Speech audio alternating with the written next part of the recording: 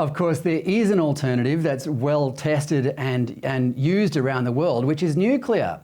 Nick, what's the latest technology with nuclear and how will it work in Australia?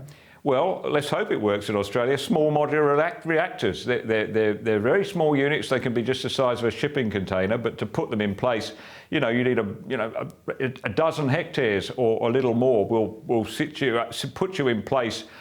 A small modular reactor that will produce about 900 megawatts of electricity. And just to give you a comparison, they're planning a solar farm near Goulburn right now, and it's 6 square kilometres, and that's going to produce just 400 megawatts. So, these are much more efficient. And what we don't know yet, we've got to look at the costing, because we don't know fully the costing. But on everything I've seen, they look like they'd be very, very competitive, at least with solar and wind, with the added advantage that they run 24 hours a day. And the other added advantage, they're not despoiling the countryside. It turns out that nuclear is the best option for the environment, which will puzzle a lot of greenies, I suspect. Nick, I can't help noticing that whenever you address this topic on the pages of The Australian, it generates reams of comments, and nearly all of them positive. Is it true that the majority of ordinary Australians know what Chris Bowen doesn't know, that renewables are both unnecessary and impractical? Well, if you read The Australian, then it singles you out as a particularly sort of sensible person in the first place. So I always look at it through that lens.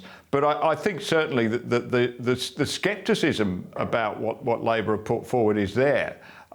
People they like the idea of clean green energy. I mean, it sounds nice, but we just haven't been told, like so much that's come out of the Albanese government. We want more detail, and in the absence of that detail, their plans just don't look credible. I think you detect it through your mailbag, Fred. There is a great number of people out there. And often very qualified people will write to me. People with serious engineering or science backgrounds will write in saying, "Well, you're on the right track there, Nick." And this I think is encouraging. I think that people are receptive to a more fact-based discussion around a less dumbed down discussion around climate change and energy policy. Well, speaking of dumbing down, let's talk about New Zealand. Our good friends across the Tasman. You have Oliver Hartwich of the New Zealand Initiative on tomorrow night. Oliver is the man who has been warning quite consistently that New Zealand is in danger of becoming a failed state. How bad does he think things will get in New Zealand? Well, Oliver, to put this in context, Oliver went there 10 years ago, and he was surprised by how well New Zealand was running under the National Party government of John Key and Bill English, and wrote a monograph for us actually about what we could learn from New Zealand.